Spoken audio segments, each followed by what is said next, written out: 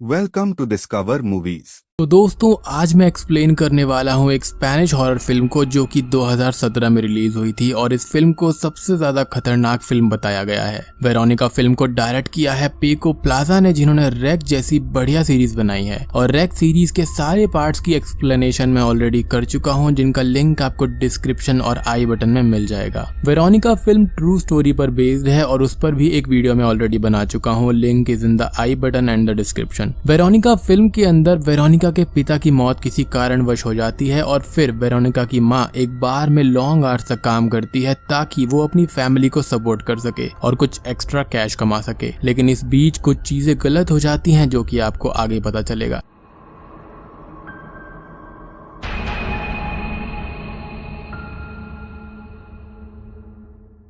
Film की शुरुआत होती है फिल्म की एंडिंग को दिखाते हुए, यानी कि 15 जून 1991 मेडियास रेजिडेंसी पर, जहां पर एक लड़की ने इमरजेंसी सर्विसेज को घबराते हुए कॉल किया है कि उसके भाई की जान खतरे में है और कोई उसको ले जाने के लिए आ रहा है। और इतने में ही कॉल कट हो जाती है। बारिश का माहौल है और पुलिस भी वहां पर घर की तरफ बढ़ रही है। यहाँ पर डिटेक्टिव रोमेरो घर के अंदर एंट्री लेते हैं और ब्लड ट्रेल्स को फॉलो करके रूम के अंदर पहुंचते हैं, जहाँ पर वो कुछ ऐसा देखते हैं जिससे उनके होश उड़ गए थे। ऐसा उनके एक्सप्रेशन से साफ साफ नजर आता है। यहाँ पर एक लड़की चिल्ला रही होती है और अचानक से 3 दिन पहले के सीन्स दिखाए जाते हैं, जहाँ पर वेरोनिका हमको नींद से जागते हुए दिखाई देती है, यानी कि 12 जून 1991। वेरोनिका एक 15 साल की लड़की है जिसके 3 और भाई बहन हैं, जैसे कि आयरीन, लूसिया और सबसे छोटा भाई एंटोनिटो। वेरोनिका इतनी छोटी सी ही उम्र में इनकी माँ का रोल निभा रही होती है, जैसे इन सभी के लिए खाना बनाना, इनको तैयार करना और भी काफी कुछ। इनकी माँ का नाम होता है एना, जो कि सारा दिन सोती रहती है क्योंकि वो रात भर एक बार में काम कर रही थी ताकि वो घर का खर्चा चला सके। अब यहाँ पर हमको यह नजर आता है कि वेरोनिका अपने डैड की मौत के बाद उभर नहीं पाई थी और ये सब रेस्पॉन्सिबिलिटी इसलिए ही उसके सर पर आ गई थी। वेरोनिका को हम उसके डैड की फोटोग्राफ को स्कूल में ले जाते हुए देखते हैं, जिसका कारण वो एक स्कूल प्रोजेक्ट बताती है, लेकिन चीजें उससे कई ज्यादा गहरी और अलग थी। स्कूल में भी वेरोनिका हमको खोई खोई नजर आती है। अब एक क्लास को अटेंड करते हुए हमको दिखाई देता है कि वहां पर आज एक स्पेशल डे है और उसी के बारे में बात चल रही है। आज सोलर एक्लिप्स का दिन था, जिसका सीधा मतलब ये था कि यहाँ पर प्लॉट हमको समझा दिया गया था कि आखिर मूवी के अंदर एक्चुअल में थीम क्या है।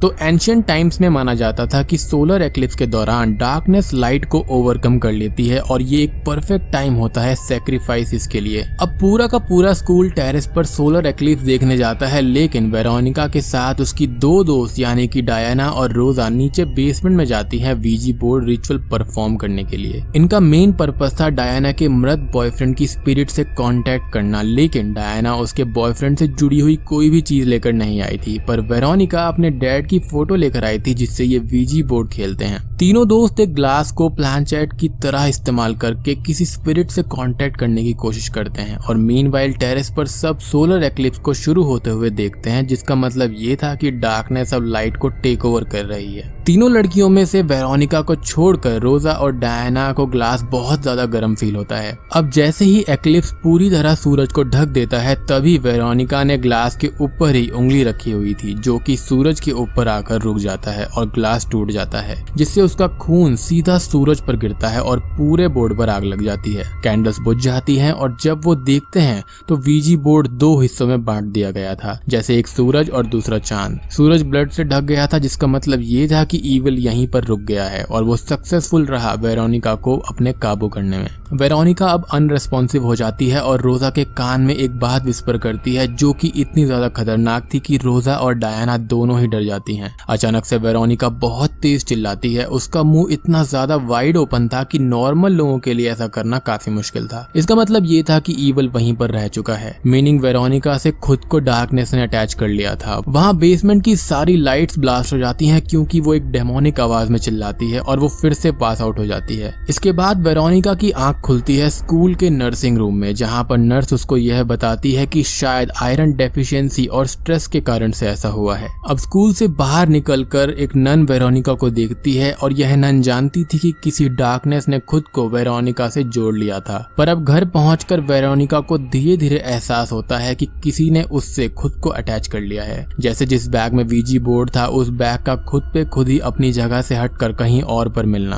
खाना खाते समय ऐसा लगता है जैसे कोई इनविजिबल फोर्स उसको ऐसा करने से रोक रही है। क्लॉज और बाइट के मार्क्स उसके शरीर पर दिखने लगते हैं और उसको अजीब अजीब सी नॉइसेस और शैडो भी घर में इधर से उधर घूमते हुए नजर आते हैं। अब एंटोनिटो को नहलाते समय भी उसको कुछ आवाजें आती हैं जिससे वो रूम में जाती है, लेकिन रूम अपने आप बंद हो जाता है और एंटोनिटो को ठंडे पानी की जगह गर्म पानी का एहसास अपने बाथटब में होता है। पर वेरोनिका उसको किसी तरह से बचा लेती है। हालांकि एंटोनिटो की स्किन पर रैशेस आ गए थे, पर एंटोनिटो का कहना था कि इसमें वेरोनिका की गलती नहीं है और ये उसने किया है। उसने मतलब वही डार्क स्पिरिट जिसने खुद को वेरोनिका से अटैच कर लिया था। रात को सोते समय वेरोनिका को एक सपना आता है कि उसके भाई बहन एक क्लोजेट में हैं और अचानक से उसके डैड वहां पर आए हैं जो कि न्यूड हैं। अब एकदम से ही पीछे से कुछ हाथ आते हैं जो कि वेरोनिका को उसी के बेड पर जकड़ लेते हैं, जैसे वो स्पिरिट वेरोनिका को अंदर से कमजोर कर रही हो। वेरोनिका अब अगली सुबह उठती है और उसके फ्रेंड्स ने भी उसको इग्नोर करना शुरू कर दिया था क्योंकि उसने रोजा के कान में कुछ गलत बात बोली थी। अब इन सब बातों से परेशान होकर वेरोनिका फिर से उसी स्कूल बेसमेंट में जाती है जहाँ पर ये सब शुरू हुआ था और वहाँ पर उसको मिलती है सिस्टर डेथ जो कि देख नहीं सकती थी। यह नन वेरोनिका को डांटती है कि जो उसने किया वो बहुत ही गलत किया और एक डार्क स्पिरिट ने खुद को उससे अटैच कर लिया है। वो अपना एक एक्सपीरियंस भी बताती है कि उसके साथ भी ऐसा हुआ है और यह नेगेटिव शक्तियाँ काफी ज्यादा पावरफुल होती हैं जिनसे पीछा छुड़वाना काफी ज्यादा मुश्किल होता है। और ऐसी ही किसी स्पिरिट से एनकाउंटर करते टाइम सिस्टर डेथ की आंखें चली गई थी, लेकिन उनको यह एहसास हुआ कि इविल स्पिरिट्स और अच्छी स्पिरिट्स को देखने के लिए या फिर महसूस करने के लिए आंखों की जरूरत नहीं है। वेरोनिका के साथ में जुड़ी स्पिरिट को भी ये अलग करने की कोशिश करती है, लेकिन कुछ भी काम नहीं बनता।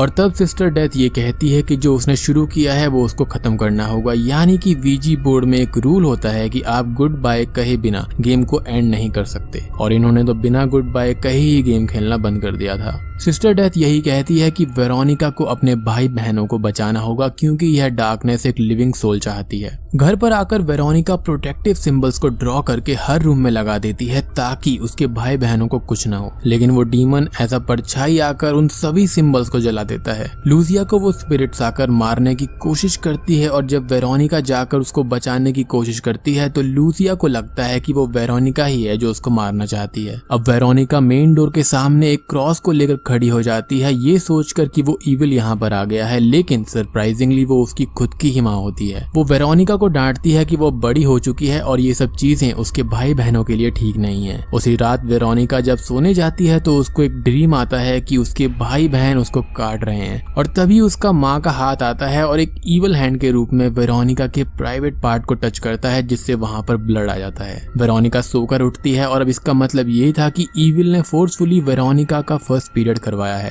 वो ब्लड को अपने बेड से साफ करती है और मैट्रेस को पलटकर देखने पर उसको कुछ काला सा पदार्थ दिखता है जैसे कोई वहां पर आया हो। पूरे घर में अपने सभी भाई बहनों के बेड के मैट्रेसेस को पलटकर देखने पर सेम काला पदार्थ दिखता है जो कि किसी के ह्यूमन के होने का निशान थे। हालांकि यह वही डार्क स्पिरिट थी जो कि हर किसी के रूम में आके सबको अपने काबू में करने की कोशिश कर रही थी। वेरोनिका डर जाती है और वो फिर से जाती है सिस्टर डेथ के पास कि उसको क्या करना चाहिए, तो वो फिर से बताती है कि उसको वीजी बोर्ड खेलना होगा और दूसरी दुनिया का दरवाजा ओपन करके इस इविल को वहां पर वापस भेजना होगा। अब गुस्से में वेरोनिका रोजा और डायना के पास जाती है, पर वो वीजी बोर्ड खेलने के लिए उनको साफ साफ इनकार कर देती है क्योंकि वहां पर रोजा बताती है कि 12 जून को वेरोनिका ने बेसमेंट में उससे ये कहा था कि वो 3 दिन बाद यानी कि आज 15 जून को मर जाएगी। इसको सुनकर वेरोनिका शॉक्ड होकर घर पर भाग जाती है। अब वेरोनिका को इन सब चीजों को तो रोकना था ही, तो वो अपने भाई बहनों के साथ में ये गेम खेलने का डिसाइड करती है। घर में कैंडल्स जलाए जाते हैं और अंधेरा किया जाता है। वो एंटोनिटो को कुछ प्रोटेक्टिव सिंबल्स पूरे घर में बनाने के लिए कहती है, लेकिन वो इविल स्पिरिट पेज को पलट देता है जिससे वो मासूम सा बच्चा प्रोटेक्शन के सिंबल्स नहीं बल्कि इविल को घर में लाने के सिंबल्स बना देता है। अब ये लोग वीजी बोर्ड गेम खेलना शुरू करते हैं और सवाल करते हैं कि यहाँ पर कोई है, तो इंस्टेंटली आंसर होता है यस। वो गुड बाय करने की कोशिश करते हैं लेकिन गुड बाय करने से वो इविल साफ साफ मना कर देता है। फिर ये एक रिचुअल के तहत एक कमर्शियल सॉन्ग साथ में गाने लगते हैं, लेकिन कुछ भी असर नहीं होता और घर में अजीब अजीब सी वॉइसेस आनी शुरू हो जाती हैं। एंटोनिटो को ये स्पिरिट खींचकर अपने साथ ले जाती है। अब वेरोनिका इमरजेंसी सर्विसेज यानी कि 911 में फोन कॉल करती है, जो कि बिल्कुल शुरुआत में दिखाया गया था, यानी कि वो वेरोनिका ही थी जिसने ये इमरजेंसी कॉल की थी। कॉल कट करके अब वो सीधा जाती है बाथरूम में जहाँ पर एंटोनिटो के पास में था वो इविल, पर वेरोनिका वेरोनिका किसी तरह से बाथरूम में घुस जाती है और वो ईविल उसको हिट करता है। होश आने पर वो एंटोनियो को घर से बाहर लाती है। अब घर से बाहर आते टाइम लूसिया और आयरीन तो बाहर आ जाते हैं, लेकिन जब वेरोनिका शीशे में देखती है तो एंटोनियो उसकी गोद में ही नहीं होता। वो वापस अपने भाई को ढूंढने जाती है जो कि एक क्लोजेट में छुपा हुआ बैठा था। बाहर पुलिस आ गई थी और उन सायरन्स को सुनकर इनकी माँ भी बाहर ही थी जो कि काफी स्ट्रेस्ड आउट हो चुकी थी। वेरोनिका उसको ढूंढ लेती है, लेकिन एंटोनियो उसके साथ आने के लिए मना कर देता है और तब जाकर वेरोनिका को स्ट्राइक होता है कि वो शुरू में ही ईविल के काबू में आ चुकी थी और अभी तक जो कुछ भी घर में हो रहा था वो खुद ही कर रही थी। वेरोनिका अब खुद को एक टूटे हुए ग्लास की मदद से मारने की कोशिश करती है, पर वो ईविल उसको रोक लेता है और उसकी सोल को अच्छे से कैद कर लेता है। अब जब पुलिस अंदर आती है उन ब्लड ट्रेल्स को फॉलो करते हुए, यानी कि शुरुआत वाले सीन में, तो रोमेरो को वहां पर ये दिखता है कि वेरोनिका हवा में लटक रही है और बस फिर वो नीचे गिर जाती है। वेरोनिका को हॉस्पिटल ले जाया जाता है और एंटोनियो को बचा लिया जाता है। घर में वेरोनिका की फोटो जल जाती है और तभी डिटेक्टिव रोमेरो को कॉल आती है कि वेरोनिका इज डेड। अब ऑफिस में जाकर डिटेक्टिव रोमेरो स्ट्रगल करता है कि वो ऑफिशियल रिपोर्ट में लिखे तो क्या, पर वो फाइनली इस केस को एक अननेचुरल केस का किरदार देता है और बंद कर देता है। अंत में वेरोनिका की जली हुई फोटो फिर से रिवाइंड होती है और एक क्यूट स्माइलिंग वेरोनिका हम सभी को नजर आती है और बूम, मूवी वहीं पर खत्म हो जाती है। अब क्या वेरोनिका के मरने के बाद ये ईविल चला गया था? तो मुझे ऐसा नहीं लगता, क्योंकि दूसरी दुनिया का दरवाजा खुला ही नहीं, ना ही वेरोनिका ने गेम के रूल को फॉलो किया था। तो अब ये ईविल यहीं रुककर और सभी के लिए भी खतरा बन सकता है। खैर, उम्मीद करता हूँ कि आपको यह एक्सप्लेनेशन पसंद आया होगा।